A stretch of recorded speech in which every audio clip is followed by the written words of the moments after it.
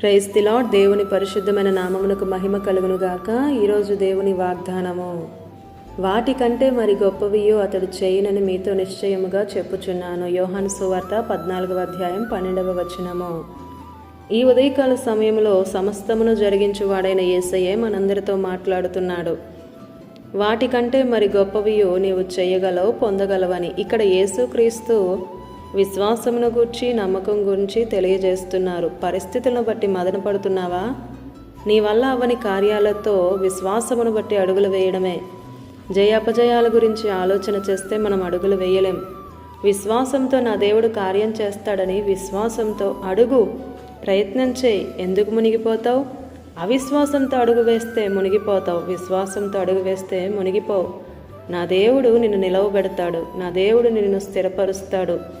నా దేవుడు నిన్ను ఘనమైన వ్యక్తిగా మారుస్తాడు. దేవుడు వీరి కొరకు గొప్ప కార్యాలు చేశానని చెప్పుకునేలా చేస్తాడు. దేవుడు నిన్ను ముంచడు, నీ అవిశ్వాసమే నిన్ను ముంచుతుంది.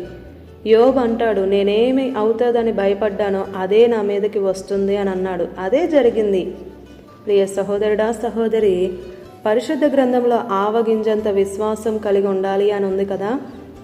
ఆవగింజ చాలా చిన్నదే, చిన్నదిగానే కనబడుతుంది. దేవుడు చెప్పింది చెప్పినట్లుగా మనం నమ్మేయాలి. నమ్మిన పెద్దవారు పరిశుద్ధ గ్రంథంలో ఉన్నారు. అబ్రహాముకి సంతానం ఇస్తానన్నప్పుడు అతడు నమ్మేశాడు. శరీరం కుదురుతుందా, అవకాశం ఉందా అన్న ప్రశ్నలు లేవు. అబ్రహాం నమ్మేశాడంతే. నోవాహుతో జలప్రలయం రాబోతుంది. నోవాహు, నీ కుటుంబం క్షేమంగా ఉండాలి అంటే నువ్వు ఒక ఓడను నిర్మించు అంటే తూచా తప్పలేదు. ఓడను కట్టాడు. దేవుని మాట నమ్మాడు.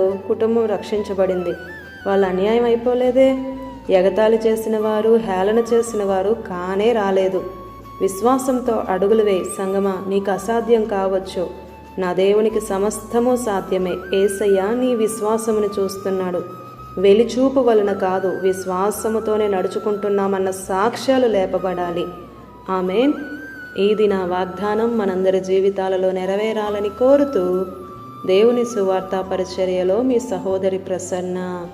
God bless you. Amen.